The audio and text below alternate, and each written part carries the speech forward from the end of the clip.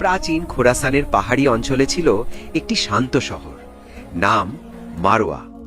এই শহরেই বসবাস করত একটি সাধারণ যুবক, তার নাম ইবনে সালেম।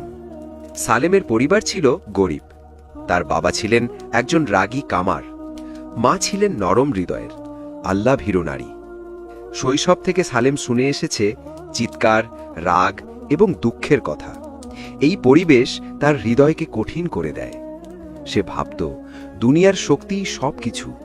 বড় হতে হতে সালেম ভুল সঙ্গের কাছে চলে যায়। রাতের আড্ডা, বাজে কথা, মারামারি এসব তার জীবনের অংশ হয়ে ওঠে।